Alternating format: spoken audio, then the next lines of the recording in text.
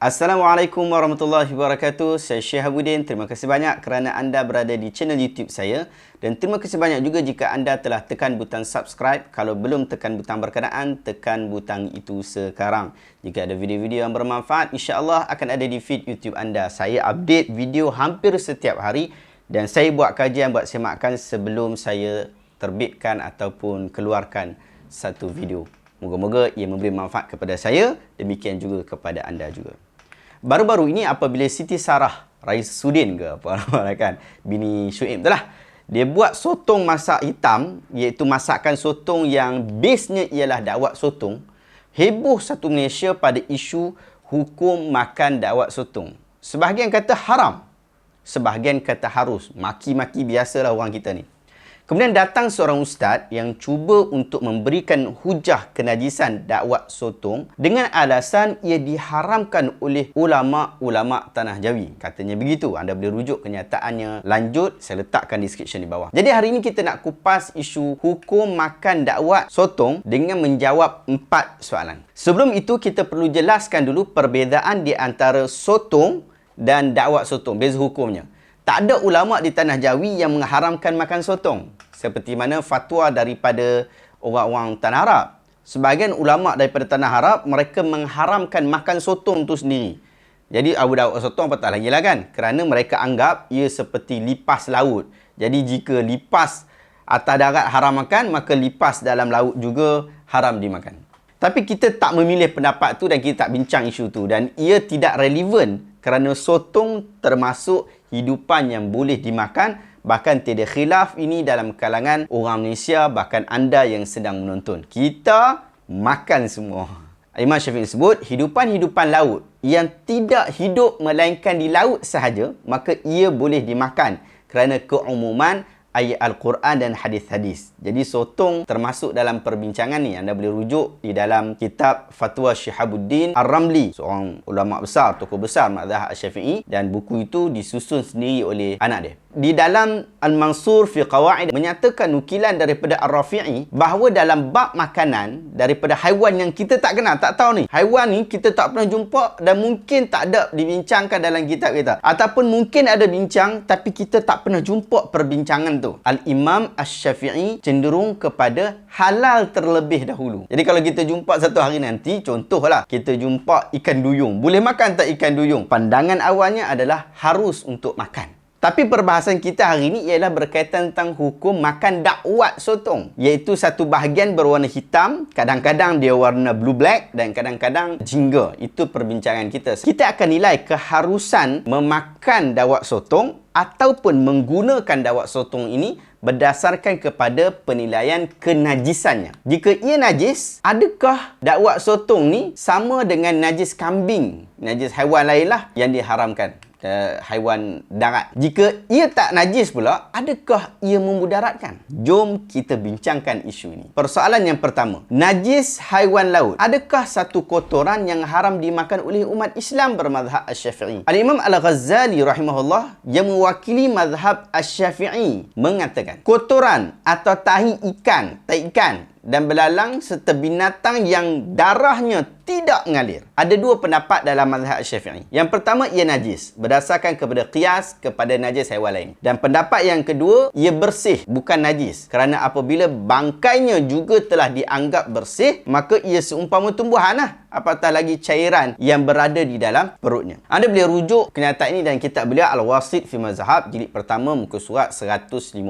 Difahami daripada kenyataan Al-Imam Al-Ghazali ini, ada ulama mazhab Asy-Syafi'i yang mengatakan ikan dan belalang yang memang dah sepakat dah ni tak najis, tapi khilaf pula tentang kenajisan taik dia. Sebahagian kelompok mazhab Asy-Syafi'i pula mengatakan najis, sebahagian lagi kata tidak najis. Kedua-dua ni menggunakan teknik qiyas, iaitu perbandingan. Di dalam kitab Al-Bayan fi Madzahibil Imam Asy-Syafi'i direkodkan bahawa penulis kitab Al-Ibanah iaitu Abdul Qasim Al-Farani, dia ni tokoh besar mazhab Asy-Syafi'i. Dia kata isu kotoran ikan ada dua pendapat. Demikian juga darah dia. Yang asah ataupun yang lebih sahih, perkataan al-asah ni ialah perkataan yang digunakan di dalam mazhab Asy-Syafi'i rahimahullah. Yang asah atau yang lebih sahih menurut mazhab ialah ia bukan najis. Jadi pendapat yang dipilih oleh penulis kitab Al-Ibanah ialah bahawa dia bukan najis. Anda boleh rujuk dalam jilid yang keempat, muka surat 525. Jadi sudah jelas di sini bahawa kotoran ikan adalah tidak bernajis menurut pandangan mazhab Asy-Syafi'i. Tetapi orang kata, itu ikan. Bagaimana pula dengan sotong, ketam dan sebagainya yang kita nak cerita ni, bincang ni pasal kotoran sotong. Apa cerita dia? Firman Allah di dalam surah Al-Maidah. Uhilla lakum saydul bahr wa ta'amuhu mata'an lakum walis-sayyarah. Allah Ta'ala sebut, dihalalkan bagi kamu binatang tangkapan laut dan makanan yang berasal dari laut sebagai makanan yang lazat bagi kamu dan bagi orang-orang yang dalam perjalanan. Anda boleh rujuk dalam surah Al-Maidah ayat 96. Perbincangan sotong, ketam dan sebagainya adalah sama saja. Semua itu adalah hidupan laut yang Allah Ta'ala telah berikan keharusan untuk menangkap dan memakannya. Kecuali jika memakannya itu akan membawa kepada keburukan. Yang tu memang jelaslah daripada ayat 195 surah Al-Baqarah. Wala tulqu biaidikum ila tahlukah. Jangan kamu mencampakkan diri kamu, sengaja mencampakkan diri kamu ke dalam bahaya kebinasaan. Surah Baqarah ayat 195. Binatang laut, kita tahu, ada yang berbisa dan ada yang tidak berbisa. Bahkan ada yang berbisa hanya kerana salah siang. Macam ikan buntal. Hukum asal makan ikan buntal ni harus sebenarnya. Nak makan, tak makan sudah. Tapi jika kita tak tahu cara siang, maka akan menyebabkan kita tak tahu kat mana racun. Sebab ikan buntal ada racun. Akhirnya boleh menyebabkan kematian. Jadi tangkap harus. Tapi bila nak makan, wajib kena cari orang yang pandai siang. Jadi sudah terjawab persoalan yang pertama. Iaitu kotoran daripada haiwan laut tidaklah bernajis, termasuk sotong, melainkan telah terbukti ia membawa kemudaran. Pertama. Kedua, adakah dakwat sotong itu ialah najis seperti taik binatang darat? Dalam persoalan ini kita sudah tahu bahawa dalam mazhab Asy-Syafi'i kotoran atau najis hidupan laut termasuk sotong bukanlah najis. Pun begitu, adakah dakwat sotong itu ialah kotoran dan tahi? Ramai beranggapan bahawa dakwat sotong itu adalah najis, kotoran, kerana ia dikeluarkan daripada bahagian perut. Mereka kata itulah taik dia. Dengan sebab tu mereka keliru dengan hukum menggunakannya. Mereka tengok ikan berak. Ikan berak di dalam akuarium. Kan, bila akuarium kita buat akuarium dan akuarium tu jadi kotor disebabkan berak ikan. Dan anda pernah tengok tak ikan berak macam mana? Lebih kurang macam tu jugalah apabila sotong berak. Ia mengeluarkan taik yang telah hancur hasil daripada makanannya. Panjang-panjang. Itu taik sotong. Ia berasal daripada perut sotong. Sedangkan dakwat sotong tak berada dalam perut sotong. Kita boleh tengok sini gambaran dia. Gambaran sotong, dan sotong yang kita ambil contoh ni adalah sotong gurita lah. Semua sotong lebih kurang saja, dan sotong gurita sifatnya sama, iaitu dia juga keluarkan dakwat. Dan majoriti sotong macam tu, walaupun ada sebahagian sotong yang tak mengeluarkan dakwat. Ini bahagian atas ni adalah bahagian mulut dia. Okey, di bahagian mulut dia, so dia makan daripada bahagian mulut dia, kemudian turun, dan ada tengok di sebelah sini adalah bahagian perut dia. So, sini bahagian perut, dan waktu keluar, ini bahagian sifon. Sifon dia lah, dia punya, kita kata pungkok keluar lah. Dan bahagian yang kita kata sebagai dakwat tu, di sini. Dia bukan berada di perut, tetapi dia bahagian luar daripada perut. Dia bahagian insection. Dia tengok dia berak macam mana. Yang panjang-panjang tu, yang tu lah taik dia. Tapi yang ni giant lah, sotong besar. Jadi bila sotong besar, taik pun besar lah. Kalau sotong kecil, taik pun kecil lah.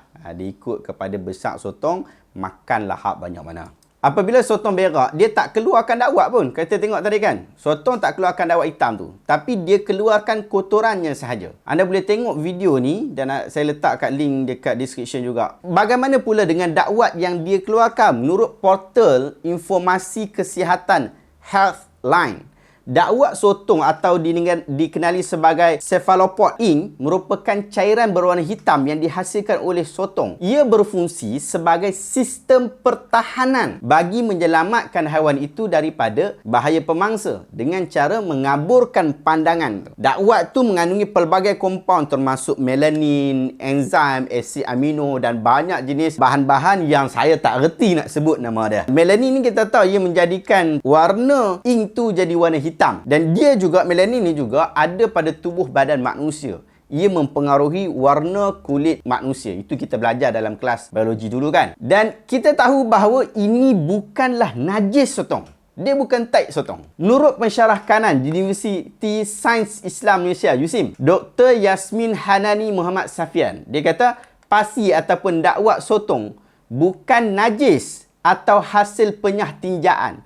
Sebaliknya, ia adalah sejenis pigmen gelap yang dilepaskan oleh binatang cephalopod, iaitu sotong, ketika menyelamatkan diri. Dr. Yasmin ni dia banyak buat kajian berkaitan tentang hubungan hukum agama dengan sains. Beliau adalah seorang pakar rujuk dalam bab ni. Jadi kesimpulan yang kita dapat daripada soalan kedua ini ialah dakwat sotong bukanlah najis sotong. Ia adalah mekanisme perlindungan diri. Dia bukan najis sotong. Yang ketiga, adakah dakwat sotong selamat dimakan? Hukum bersih dan kesihatan mesti dirujuk kepada pakar-pakar dalam ilmu sains. Bukan kepada ustaz, bukan kepada tok guru, bahkan bukan kepada gundam.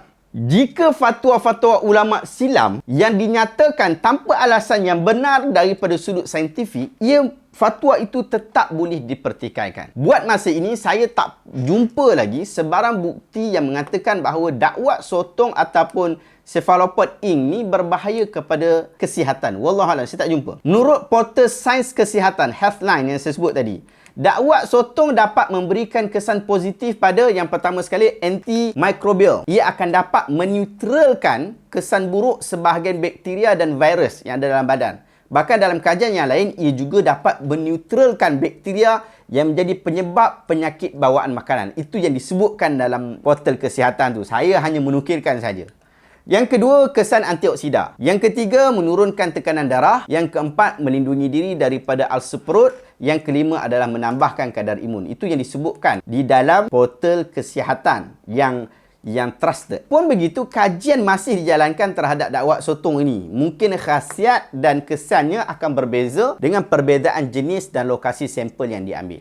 Jadi, kesimpulannya ialah dakwat sotong selamat jika mahu dimakan. Yang keempat, kaedah fiqh yang boleh digunakan. Apa kaedah fiqh yang boleh digunakan untuk nak menjawab soalan ini? Para ulama usul mengatakan yang pertama, annal asla fil asya' al-hillu awil ibahah. Asal bagi sesuatu, khususnya bab makan, adalah halal ataupun harus. Maka asal bagi makan dakwat sotong adalah harus ataupun halal. Sehingga datang dalil yang kukuh yang mengatakan bahawa ia haram. Sedangkan bila kita cari-cari, tiada dalil kukuh yang mengatakan ia mudarat, ia beracun dan ia haram. Ia termasuk lebihan haiwan laut yang halal dimakan seperti mana diberikan keharusan oleh Allah dalam surah Al-Ma'idah ayat 96. Yang kedua, al-'adatu muhakkamatun. Maksudnya, adat setempat dijadikan sebagai hukum. Mungkin ada tempat yang dia rasa jijik dengan sotong ataupun dengan dakwat sotong, maka mereka tak akan makan. Tapi kalau kat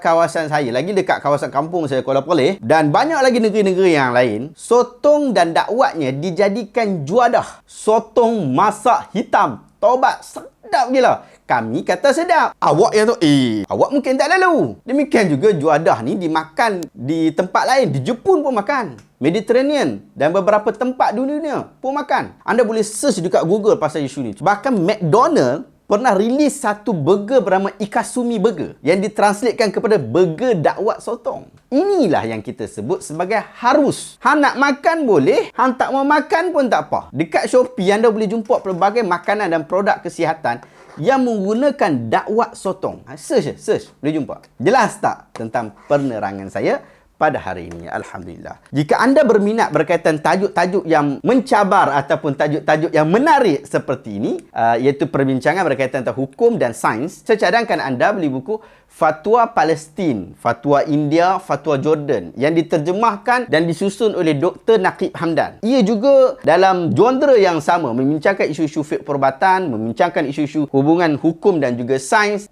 tapi cuma beza ulama daripada 3 negara. Anda boleh klik link di description untuk beli buku ni di Shopee. Adakah anda rasa perbincangan hari ini adalah perbincangan yang menarik dan anda dapat sesuatu yang bermanfaat? Anda boleh tekan link share di bawah supaya lebih ramai orang boleh mendapatkan manfaat. Terima kasih banyak. Assalamualaikum warahmatullahi wabarakatuh.